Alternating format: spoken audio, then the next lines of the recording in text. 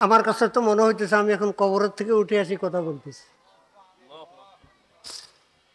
কারণ এরা আমাকে ঢাকা হাসপাতালে যখন নিয়ে গেছে আমি শুনলাম পুরা রাত্র আমি বেহুশ।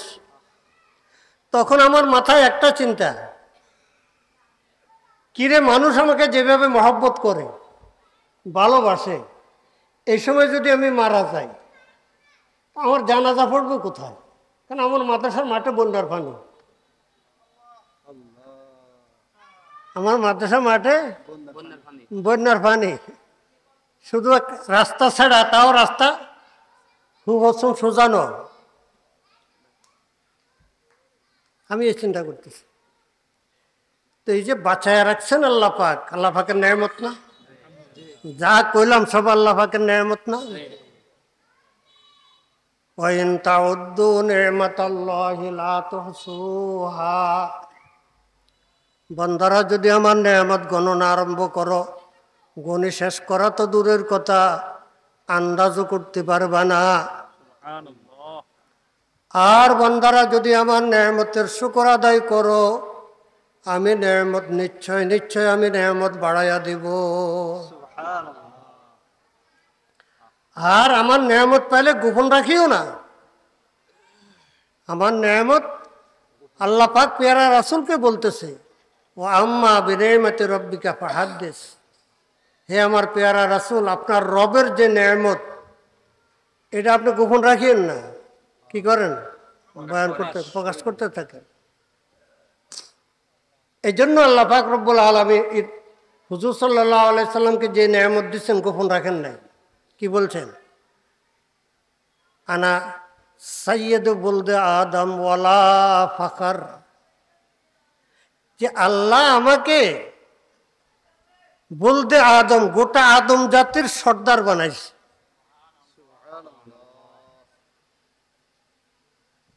একদিকে এটা অহংকারের কথা নয়, কিন্তু আল্লাহর হুকুম, আমি দিছি আপনার এই নেয়ামত। আমরা তো এটা চাইলাম না, গোপন রাখবেন কেন? প্রকাশ করেন। আল্লাহ ইমামুল আম্বিয়া, সকল পয়গাম্বরদের ইমাম, সর্দার, এগুলো সব আল্লাহ পাকের নেয়ামত, গোপন রাখেন নাই, বয়ান করছেন। যাক, এখন একটু মৌতের ওয়াজ করি, কারণ মৌতের কাছের থেকে আল্লাহ আমাকে ফিরে আনছে। কি কর, কার কখন মৌত হয় কেউ বলতে পারবে? এই আমাদের চরমটুয়া মাদ্রাসা চেনেন তো? চরমটুয়া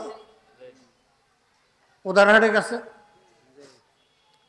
গত 3 দিন 4 দিন আগে, 4 দিন আগে মাদ্রাসা মুহাদ্দিস সাহেব 43 বছর যাবত মাদ্রাসায় পড়াইতেছে। জোহরের আগে হাদিস পড়াইছে, শুনেন ভালো করে। জোহরের আগে হাদিস, দারো হাদিসে সবক পড়াইছে। জোহরের নামাজ পড়ছে মাদ্রাসা মসজিদে, বাড়ির কাছে মাদ্রাসার লগে।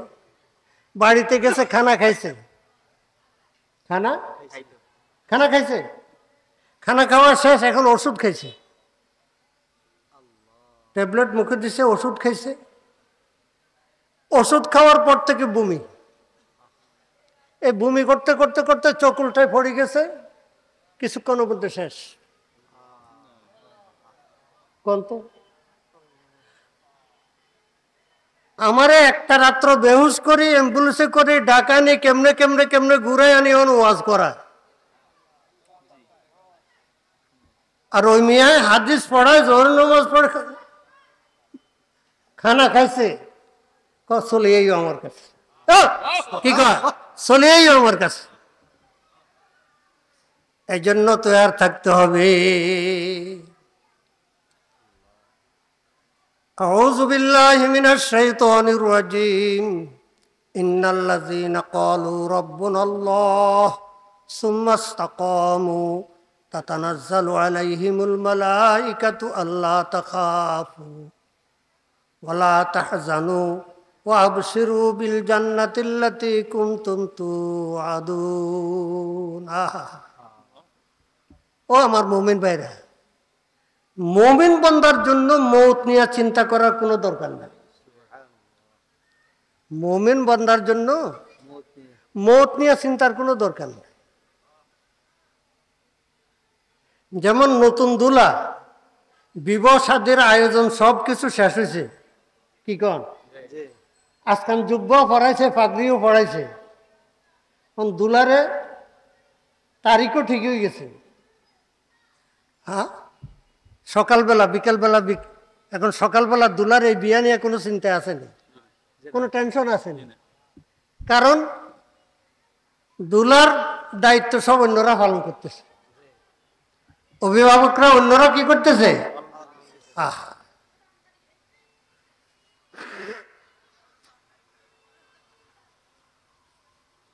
ঠিক নতুন দুলার যেমন বিবাহ নিয়ে টেনশন করার প্রয়োজন নাই, তেমনি ভাবে মুমিন বান্দার মওত নিয়ে টেনশন করার দরকার নেই।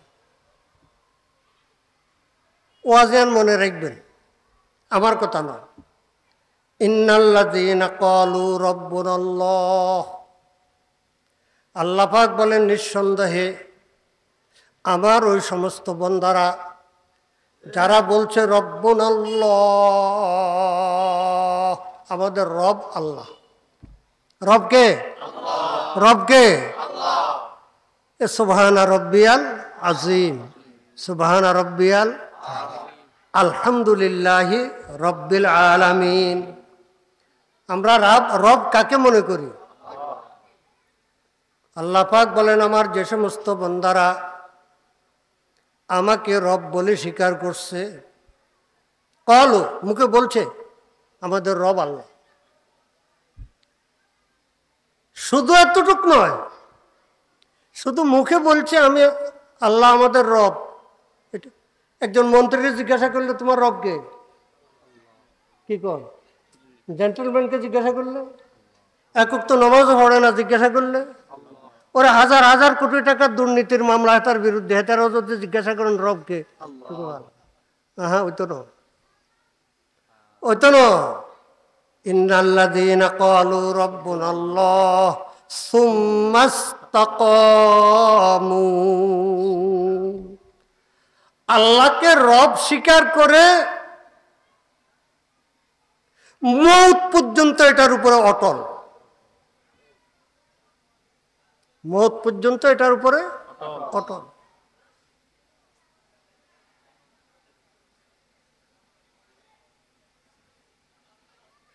এক লক্ষ টাকা, 5 লক্ষ টাকা, 10 লক্ষ টাকা ঘুষ, কি কর? শুধু লক্ষ নয়, কোটি কোটি টাকা ঘুষ, সবগুলো হারাম করার বেঈমান। ঈমান ভিতরে থাকলে ঘুষ খেতে পারে না। চাকরিজীবী ভাইয়েরা, বাবারা খেয়াল করে শোনো, তুমি তো ঘুষও খাইতেছ, নামাজও পড়তেছ, তোমার কে কয় মসজিদে যায় নামাজ পড়তে? তুমি যে আল্লাহকে রব বলছো, এটার উপর তো তুমি ঠিক নাই। সুম্মা ইসতাকামু, যেই ব্যক্তি আল্লাহকে রব বলে স্বীকার করছে, তারা বোনের হক কম দিতে পারবো না, পরের হক নষ্ট করতে পারবো না, মাফে কম দিতে পারবো না, কেউকে ঠকাইতে পারবো না, দুর্নীতি করতে পারবে না, জুলুম করতে পারবে না, মিথ্যা কথা বলতে পারবে না। ইন্নাল্লাযীনা ক্বালু রাব্বুনাল্লাহু সুম্মা ইসতাকামু, হ্যাঁ, মওত পর্যন্ত যদি তুমি অটল থাকতে পারো। রবকে? আল্লাহ। রবকে? আল্লাহ।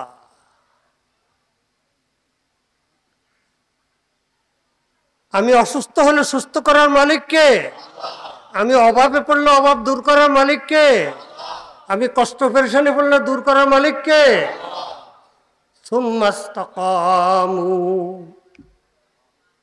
এটার উপরে যারা মজবুত থাকবে। আজরাইল সালাম এখনো আসে নাই, 10-15 মিনিটের মতো সময় সামনে